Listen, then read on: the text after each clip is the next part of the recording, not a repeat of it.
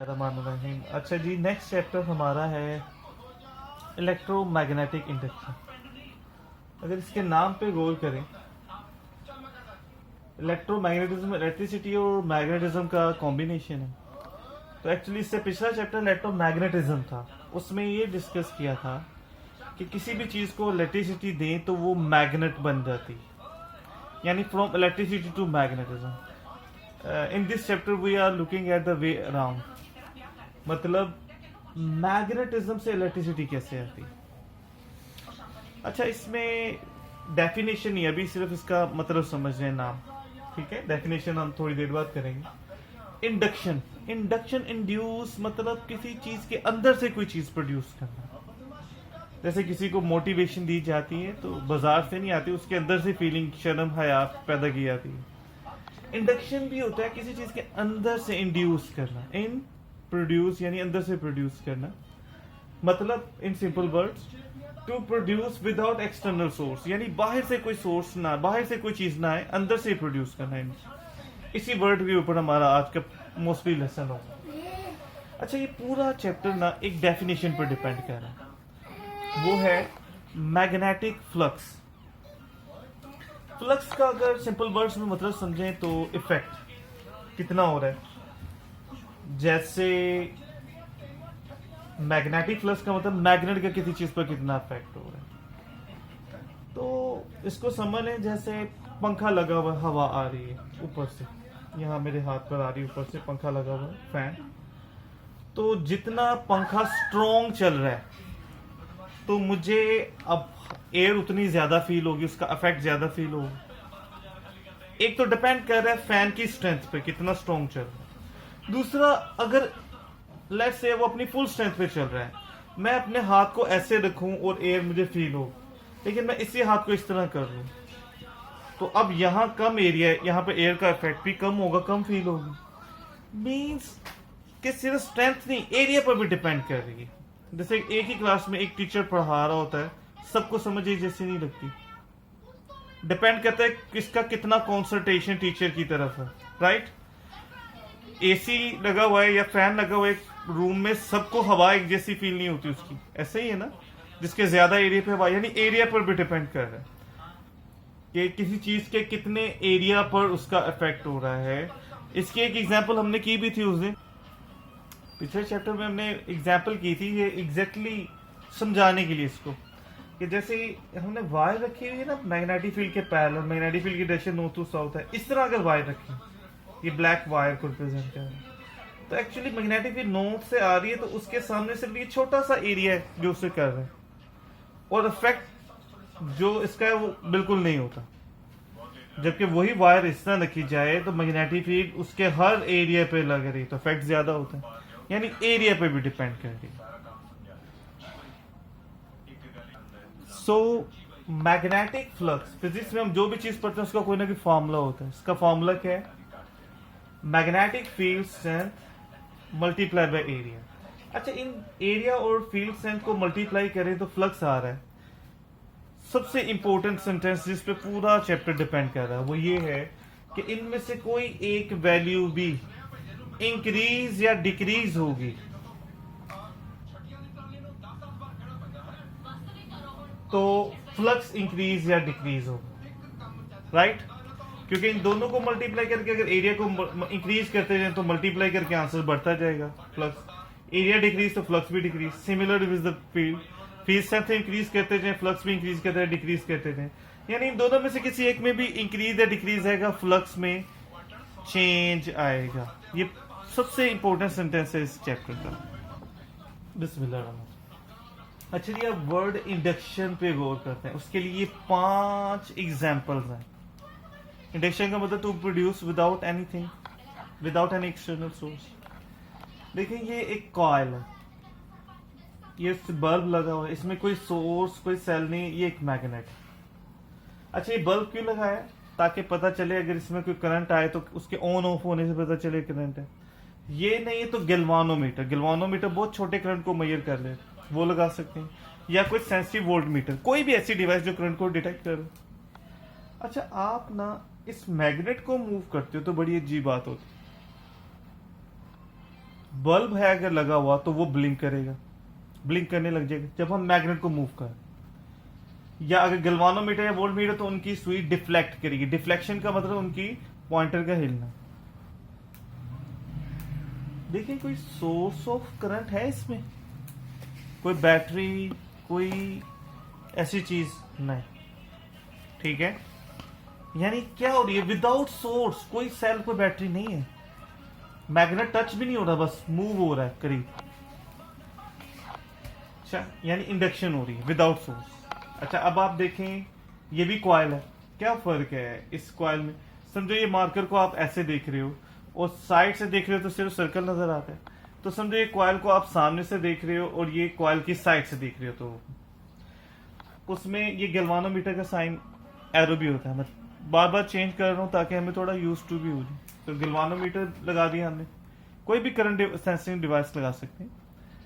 आपने बीच में मैग्नेट रखा हुआ है, कॉन्टेक्ट में नहीं है मैग्नेट, बीच में पड़ा हुआ, आप मैग्नेट को घुमाते हैं तो बड़ी अजीब बात है, ये गैल्वानोमीटर में डिफ्लेक्शन आती है। डिफ्लेक्शन कब आएगी, जब इसमें क्या आएगा, करंट आएगा। देखिए कोई सोर्स ऑफ करंट नहीं है।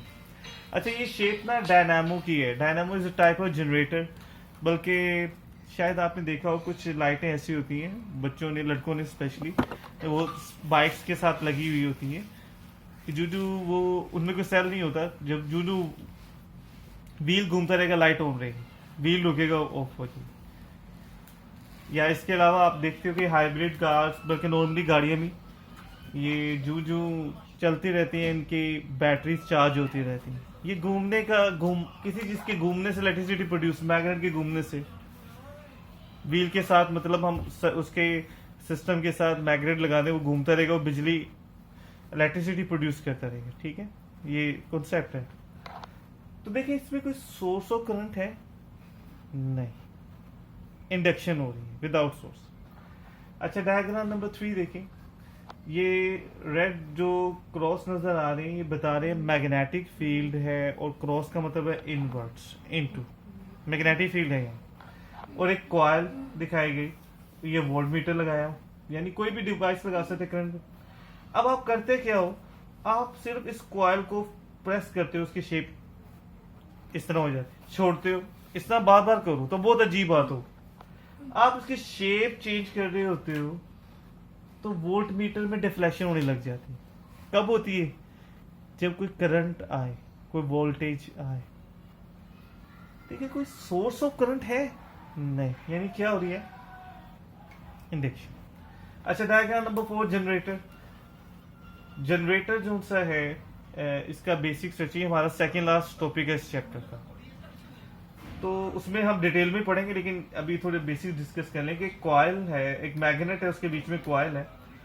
कॉइल को घुमाते हो तो जो लगा हुआ गैल्वानोमीटर है वो डिफ्लेक्ट करेगा कॉइल के घूमने से। ये कब करेगा, जब करंट मिलेगा। देखिए कोई सोर्स ऑफ करंट है नहीं, यानी क्या हो रही है, इंडक्शन। वो जो आखिरी डायग्राम है ना, ये ट्रांसफार्मर का बेसिक स्ट्रक्चर है, और हमारे चैप्टर का सबसे लास्ट टॉपिक ट्रांसफार्मर है। मींस अगर हम ट्रांसफार्मर पढ़ लेंगे तो मींस ये चैप्टर कंप्लीट हो जाएगा। अभी तो सिर्फ बेसिक कंसेप्ट है। देखिए ये एक कॉइल है जिसमें एक सोर्स है, बैटरी है, स्विच भी है। अच्छा, एक और कॉइल है, इन दोनों का आपस में कोई फिजिकल कांटेक्ट नहीं, इसमें गैल्वानोमीटर लगाया हुआ। एक बड़ी अजीब बात होती है, आप इसके स्विच को ऑन या ऑफ करते हो जब भी, इसमें डिफ्लेक्शन होती है, यानी इसे करंट मिलता है, कोई कांटेक्ट भी नहीं है। यानी इसके अंदर जो करंट आ रहा है, यहां तो सोर्स है लेकिन यहां कोई सोर्स नहीं, विदाउट सोर्स कुछ प्रोड्यूस हो रहा है। This is called induction. अब हो क्या रहा है, जरा डिटेल में देखते। अब जरा इन सबको स्टोरी बारी बारी देखते हैं, हो क्या रहा है। जब हम मैग्नेट को मूव करते हैं तो मैग्नेट क्या देता है बेटा, मैग्नेट के करीब या दूर आने से क्या होगा, मैग्नेट गिव्स मैग्नेटिक फील्ड। तो जब हम इसे करीब लेकर आ रहे होंगे तो इसकी फील्ड इसमें इंक्रीज हो रही होगी, ज्यादा पहुंच रही होगी। जब दूर ले जा रहे हैं तो वही फील्ड डिक्रीज हो रही है जो यहां तक पहुंच रही, फील्ड इंक्रीज या डिक्रीज हो रही। अच्छा इधर देखिए, यहां मैग्नेट को घुमा रहे तो क्या है बेटा, मैग्नेट की एक प्रॉपर्टी है, खूबी है, मैग्नेट वाले चैप्टर में हमने डिस्कस की थी कि मैग्नेट की सारी स्ट्रेंथ उसके पोल्स वाली साइड पर होती है। यानी इस सिचुएशन में यहाँ है और यहाँ ऑलमोस्ट नहीं है, इन साइड्स पर है, यहाँ नहीं है। तो जब हम इसे घुमाएंगे तो जहां जहां पोल्स जाएंगे वहां फील्ड इंक्रीज होती जाएगी, दूसरी जगहों पे डिक्रीज, और उसके कॉन्स्टेंटली घूमने से डिफरेंट पॉइंट्स पे फील्ड इंक्रीज डिक्रीज होती जाएगी। यानी फील्ड इंक्रीज और डिक्रीज हो रही, राइट। अच्छा,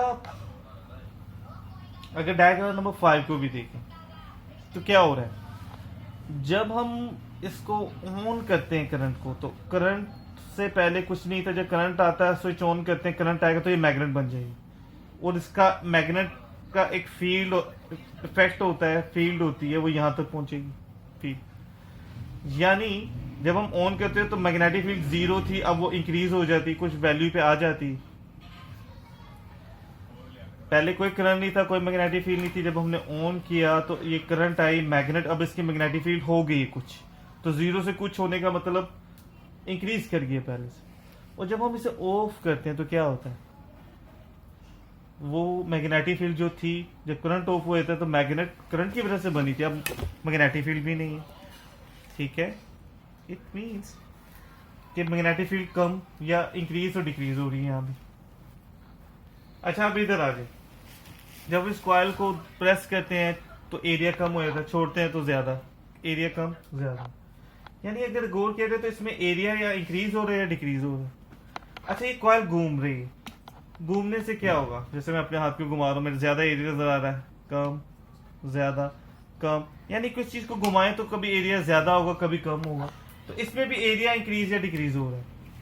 यानी अगर पांचों डायग्राम्स में देखें ना तो एक बात कॉमन है, और वो ये है, या तो फील्ड इंक्रीज या डिक्रीज हो रही है या एरिया इंक्रीज या डिक्रीज हो। तो फील्ड और एरिया के चेंज होने से क्या होगा, तो ये इससे पहले वाला, जब मैंने 5 डायग्राम से पहले जो आखिरी सेंटेंस था वो यही था कि फील्ड इंक्रीज या डिक्रीज हो तो मैग्नेटिक फ्लक्स इंक्रीज या डिक्रीज हो। एम फॉर मैग्नेटिक है, मीन्स जो चीज सब में कॉमन है वो है इन सब में, या फील्ड चेंज हो रही है या एरिया। और फील्ड और एरिया में से कोई एक चीज चेंज हो तो लास्ट हमने डिस्कस किया था मैग्नेटिक फ्लक्स चेंज हो। इसका मतलब ये चीज इन सब में कॉमन है, ये fact, this is the reason.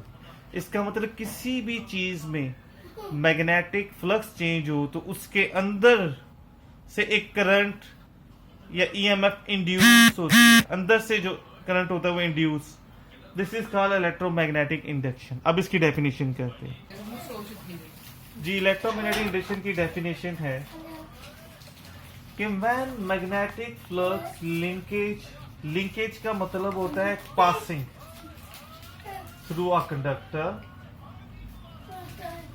इसलिए अंडरलाइन किया हुआ था, तो लिखा मैंने टेक्निकली है लेकिन मतलब साहब में समझा रहा हूं ताकि हमें, क्योंकि लिखना तो हमने वो टर्म्स ही होती हैं टेक्निकल, तो मतलब बताओ।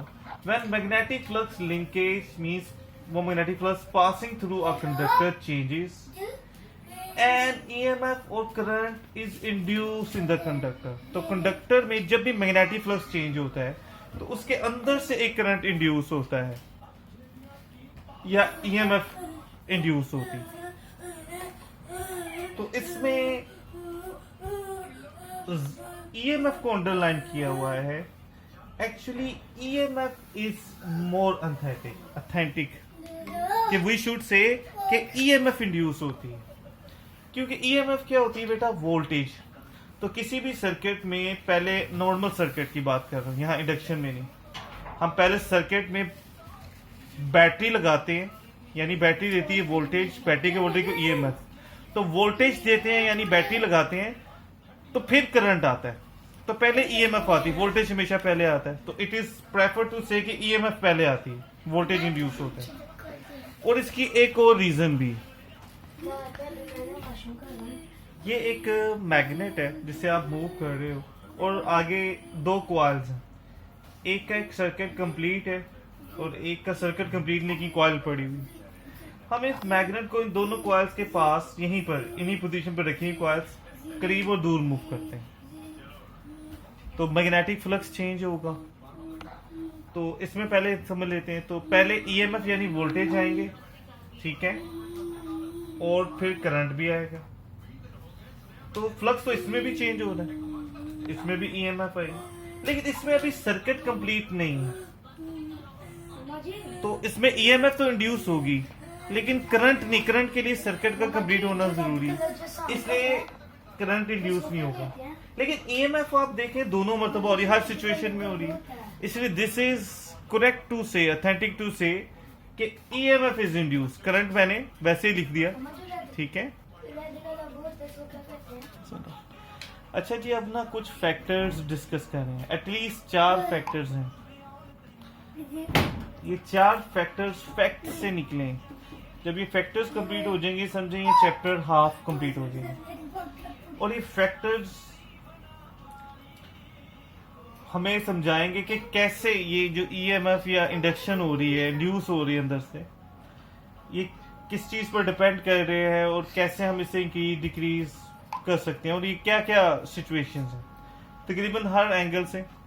तो अभी हमने पीछे 5 डायग्राम डिस्कस की ना, उनमें जो सबसे सिंपल वाली थी वो पहली वाली डायग्राम थी। एक्चुअली यहाँ पर वही वाली डायग्राम की हम अप्लाई पहली वाली पे कर रहे हैं, लेकिन सेम इज एप्लीकेबल और अदर डायग्राम्स एज वेल, ठीक है। अच्छा, वो क्या है जी, ये कॉइल है, ये मैग्नेट हमने इधर रखा हुआ है, बल्कि हम एक मैग्नेट इधर भी रख लेते हैं और इधर भी रख लेते हैं। लेकिन मैग्नेट जहां भी है, magnets are at rest, move नहीं कर रहे। तो वन थिंग वी सी कि कोई यहां ब्लिंकिंग नहीं होगी, बल्ब का ऑन ऑफ होना। अगर गैल्वानोमीटर, उसमें कोई डिफ्लेक्शन नहीं होगी। क्यों भाई? मैग्नेट का इफेक्ट तो है, यहां रखा तब भी पहुंच रहा है, बल्कि अगर अंदर रख दिया है तो सबसे ज्यादा ही पहुंच रहा है। इससे ज्यादा फ्लक्स और मैग्नेट का नहीं हो सकता कि इससे ज्यादा करीब नहीं रख सकते, कॉइल के अंदर ही रख दिया या यहां रखे। फ्लक्स या इफेक्ट है, लेकिन जब मैग्नेट मूव नहीं ना करे, वो मैग्नेटिक फ्लक्स इंक्रीज या डिक्रीज, चेंज नहीं हो रहा, इंक्रीज और डिक्रीज नहीं हो रहा। तो क्यों ईएमएफ इंड्यूस नहीं होगी, क्यों कोई करंट इंड्यूस नहीं होगा? मैग्नेटिक फ्लक्स चेंज नहीं हो रहा। यानी the most important thing is कि magnetic flux should change, right.